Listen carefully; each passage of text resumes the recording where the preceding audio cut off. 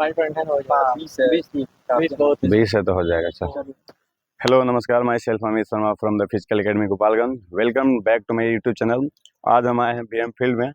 आज रनिंग क्या हुआ, कैसे हुआ, रनिंग में कितने बच्चे पास किए, कैसे मतलब प्रक्रिया उसकी शुरू हुई, मैं आपको सारा चीज़ साझा करूंगा। अभी ये हमारा बच्चा एकेडमी का है जो आज इनका फिजिकल था, ये भी थे उसमें। इनका कब रिपोर्टिंग था आपका? 5:30 बजे था। 6:30 बजे एंट्री हुआ। मैं आपको बताऊंगा कैसे क्या हुआ। सबसे पहले मैं इन्फॉर्मेशन आपको ये दूं कि रनिंग में बहुत सारे बच्चों को पास कर पा रहे हैं और बहुत सारे बच्चे फेल कर पा रहे हैं। कारण क्या है आप खुद से जानते हैं, आपको पता भी होगा कारण क्या है कि आपकी प्रैक्टिस कैसी है। दूसरी चीज़ मैं एक इन्फॉर्मेशन आपको देना चाहूँगा कि 2 बच्चे यहाँ पकड़े गए जो कि गलत तरीके से एंट्री किए थे। एक बच्चा जो कि यूपी से था, बिहार का रेसिडेंशियल लेके और यहाँ बिहार में होम गार्ड भर के रनिंग करने, जो कि ये गलत है और पकड़ा गया वो। और एक और बच्चा जो दूसरे के जगह पे वो आया था रनिंग करने, वो भी बच्चा पकड़ा गया, वो जेल में है।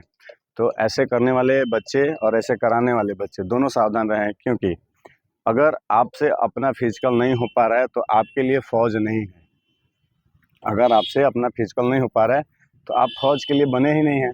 अगर आप फिजिकल नहीं कर पा रहे हैं तो फिर आपको इधर आने की कोई ज़रूरत ही नहीं है, कोई मतलब नहीं है आपको इधर आने का। दूसरा बच्चा, आप उस बच्चे का भी कैरियर खा रहे हैं, उस बच्चे का भी कैरियर आपको आपकी वजह से नुकसान हो रहा है। जो बच्चा अपने से मेहनत करके कुछ करना चाहता है, आपके कुछ पैसों के चक्कर में या कुछ पैसों के लालच में वो बच्चा अगर पकड़ा गया, जेल हो गया, तो उस बच्चे को अभी पूरी कैरियर की वाट लग गई उसकी, वो कुछ नहीं कर पाएगा। तो इस चक्कर में आप ना रहें। अगर आपसे ना हो पा रही है तो ये चीज़ गलती से भी ना करें, और कोई मतलब नहीं है ये सब करने का आपको, क्योंकि ये वैकेंसी हर साल नहीं आती है कि बच्चा कोई भी आके कर लेगा। आप तो बच गए लेकिन दूसरे बच्चे का आप करियर खा गए, तो इस बात का ध्यान रखें। और जैसे भी हो आप ये काम करने से बचे, जो कोई बच्चा भी कर रहा है ये भी काम करने से बचे। आप दूसरे किसी के चक्कर में अपनी करियर ना खाएं, अपनी करियर को बर्बाद ना करें। तो मैं सबसे पहले इनसे पूछना चाहूँगा कि आपकी क्या रिपोर्टिंग टाइम थी? 5:30 बजे रिपोर्टिंग थी। 5:30 बजे रिपोर्टिंग। कब दौड़ाया गया आपको? हमको 9:30 बजे दौड़ाया गया। 9:30 बजे तक आपका दौड़ हो गया था। क्या मतलब सबसे रिपोर्टिंग टाइम से पहले, मतलब जैसे आप गए रिपोर्टिंग टाइम रजिस्ट्रेशन काउंटर पे, तो कैसे कैसे क्या प्रक्रिया हुई थी? आधार कार्ड और एडमिट कार्ड का मतलब लिए ठीक है। गया, बायोमेट्रिक हुआ। ठीक। उसके बाद अंदर आया, सिग्नेचर और चेस्ट नंबर मिला। सिग्नेचर और चेस्ट नंबर मिला। जी। क्या चेस्ट नंबर था आपका? चेस्ट नंबर हमारा 83-35 था। 83-35। सबसे पहले रनिंग जब वहाँ आप जब आए, चेस्ट नंबर मिल गया, उसके कितने देर बाद रनिंग स्टार्ट हो गई थी? मतलब 45 मिनट के बाद हो गया। 45 मिनट में एंट्री करने के बाद 45 मिनट? नहीं, चेस्ट नंबर मिलने के बाद 45 चेस्ट मिनट? नंबर मिलने के बाद से 45 मिनट। मतलब ज़्यादा देर बैठाया नहीं गया? नहीं, ज़्यादा देर नहीं बैठा। तो रनिंग खत्म होने के बाद से कितना देर आपको वेट करना पड़ा अपने रिजल्ट लेने के लिए? कम से कम ये लगभग 3 घंटा तक। रिजल्ट, वो रिजल्ट नहीं, रनिंग में पास हो गए कि फेल हो गए, वो रिजल्ट लेने के लिए कितना देर वेट करना पड़ा? 15 मिनट। 15 मिनट में आपका फाइनल हो गया। जी। चलिए, तो फिर वो कितने बच्चे आपके बैच में, कितने बच्चे पास किए? हमारे बच्चे में 45 बच्चे का ग्रुप था, उसमें 8 बच्चे पास हुए थे। 8 बच्चे पास हुए। अभी मैं बताऊं कि पूरे 700 बच्चों का आज रनिंग था और 700 में सिर्फ 152 बच्चे पास किए हैं। 152 बच्चे में भी 15 अंक लेके आने वाले बहुत कम बच्चे हैं। तो आप जहां भी हैं प्रैक्टिस में जान डालिए, जितना भी आपके पास टाइम है प्रैक्टिस में जान डालिए, ताकि आपका 15 में 15 आए और आप अपना सीट सुनिश्चित करें, क्योंकि उससे कम आने के लिए कोई भी चांस नहीं बनता है कि आपको सीट हो सके। क्योंकि बहुत सारे बच्चे हैं जो अभी सिर्फ 700 ही बच्चों का आज था, अगले बार जो बच्चों का होगा वो लगभग 1400 बच्चों का होगा, तो भीड़ उसमें ज़्यादा होगी, सिलेक्शन भी उसमें ज़्यादा होगा।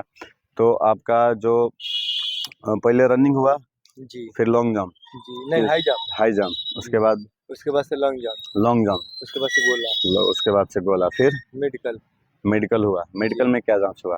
मेडिकल में सबसे पहले मेरा नाखूनी चेक हुआ है। नोकनी? जी, नोकनी। ठीक है। उसके बाद से कलर डिवीजन जांच कलर हुआ। विजन? उसके बाद से एबीसीडी पढ़ाया गया था। ओके, वो आंख से रिलेटेड ही सारी जी। चीजें हुई। कान चेक हुआ था। कान चेक हुआ था। जी।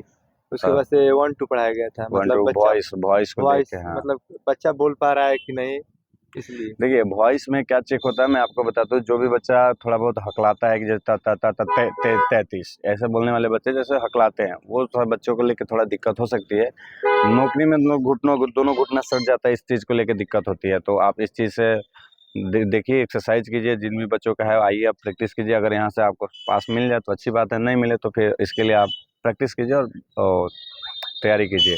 सबसे ज़्यादा दिक्कत है वॉइस और आँख। अगर आँख से आपको दिखाई नहीं देता फिर भी दिक्कत वाली बात है, और वॉइस में दिक्कत है तो भी दिक्कत वाली बात है, क्योंकि कोई भी ऑर्डर देना आप बोल ही नहीं पाए समय से तो फिर आपके लिए भी वही चीज़ होगा, दिक्कत वाली बात होगी। तो मैं इनसे पूछना चाहूँगा कि आप जब रनिंग किए तो सबसे ज़्यादा कितने बच्चे पास किए आपके बैच में? हमारे बैच में 8 बच्चे पास 8 किए। बच्चे। 8 बच्चे में फाइनल तक कितने बच्चे पहुँचे? फाइनल तक पहुँचे मतलब 6-7। 6-7, बाकी 2 जी। किस में फेल हो गए? एक मतलब जो फर्स्ट लड़का हमारा था ना, वो दूसरे किसी के एडमिट कार्ड लेकर रनिंग करने अच्छा, आया था। फ्रॉडगिरी में फर्स्ट जी, फेल वो हुआ। हम सेकंड नंबर अच्छा, आए थे। आपने तो आप अंदर गोरखपुर थे, का लड़का था वो गोरखपुर लड़का। का लड़का था। जी, आप यूपी अंदर का। थे होंगे तो आपने तो देखा होगा हर एक चीज़ की जी। किस ग्रुप में कितने बच्चे पास हुए, कौन जी। बच्चा क्या क्या चीज़ में सबसे ज़्यादा फेल कर रहा है? लॉन्ग जंप में ज़्यादा लड़का फाउल कर रहा है सब। लाइन पर रख के और जी, जाने वाला चीज़। जी। इस बात से आप ध्यान दीजिए, इस बात को आप ध्यान दीजिए कि लॉन्ग जंप का जो पट्टी रहता है, पट्टी के बाहर से आपको जाना होता है। पट्टी पे चूना गिरा रहता है, उस चूने पे अगर आप पैर रखें और उसके बाद आप लॉन्ग जंप आप भले 20 फीट कर लिया, 25 फीट कर लिया, उसकी कोई वैल्यू नहीं है। आप अगर पट्टी के पहले आप 18 फीट भी कर रहे हैं तो आपको वैलिड है और नंबर मिलेगा। अगर आप फाउल कर रहे हैं चूना पे तो आपको इनवैलिड किया जाएगा, 0 नंबर मिलेगा। 3 चांस मिलेगा, 3 चांस में आपको सबसे ज़्यादा जो हाईएस्ट होगा तीनों में मिला के वही आपका लिया जाएगा। तो इस बात से आप एकदम क्लियर हो जाएं कि हाँ, पट्टी पे वहाँ जो पट्टी रहता है उसके पहले मारना है। आप जहाँ भी हैं, ट्रेनिंग कर रहे हैं, किसी भी कोच के अंदर है, चाहे कहीं भी अपने से कर रहे हैं, तो उस चीज़ को ध्यान दें कि पट्टी के पहले कैसे पैर रखें और कैसे उसको क्लियर करें। ऐसे ही ये आपका सबसे लास्ट तक मतलब बैच था तो कब तक आपको छोड़ दिया गया? 3:30 बजे तक। 3:30 बजे तक छोड़ दिया गया इनको। जी। और मैं आपको बताना चाहूँ कि द फिजिकल एकेडमी, ये द फिजिकल एकेडमी के बच्चे हैं, इनका नाम आदित्य है। ये भी कहाँ से आए हैं? हम भोरे कटिया भोरे से कटिया से 60-70 आए हैं। किलोमीटर आप भी दूर जहाँ से। से भी हो, अगर आप अपनी प्रैक्टिस चाहते हैं अच्छी, तो होम गार्ड के लिए भी अभी तो टाइम बचा नहीं। जितना भी हो आप अपने सही तरीके, आपने तो ट्रेनिंग किया होगा, आप अपना सही तरीका जान सकते हैं कि कैसे और क्या करना है कि आप फेल होने से बचे, फाउल करने से बचे। उसके लिए हमें ज्वाइन कर सकते हैं।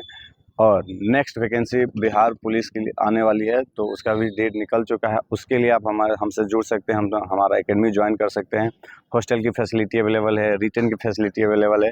हर एक चीज़ चारों तरफ से हमारे साथ मतलब पूरी तरह से इस बार तैयारी है कि बिहार पुलिस में गोपालगंज से मैं गोपालगंज का हूँ, तो गोपालगंज से जितने भी बच्चे अगर रिटर्न निकाल रहे हैं, तो मैं चाहता हूँ, मेरा ये अनुमान है कि अगर 100 बच्चा निकाल रहे हैं तो मेरा यही इच्छा रहेगा कि 100 में 100 का रिजल्ट हो, 100 के शरीर पे वर्दी चढ़े।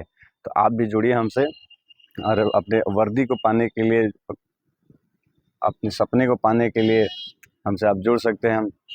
ऐसे ही नए इन्फॉर्मेशन और इस ग्राउंड से लेके कोई भी रिलेटेड चीज़ हो, डॉक्यूमेंट को लेके, डॉक्यूमेंट वेरिफिकेशन का डेट आपको कब मिला है कि नहीं मिला? नहीं, ये सब नहीं मिला है। खाली बताया गया कि कब जी, होगा?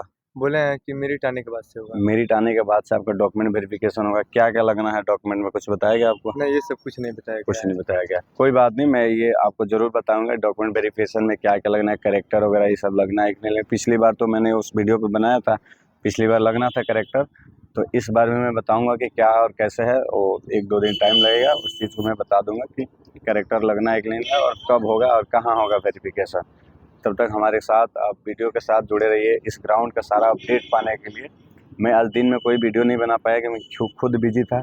मैं कोशिश करूंगा कि 25 से अगले मतलब कल तो छुट्टी है, यहाँ पे कल एंट्री भी नहीं है, और 25 तारीख से मैं उम्मीद करूंगा कि अपना चैनल द फिजिकल एकेडमी के चैनल से ये सारा होम गार्ड का प्रक्रिया जो है शुरू से लेकर लास्ट तक लाइव चलाऊँ। आप जहाँ भी रहें वहाँ से ये जुड़ के देख सकते हैं।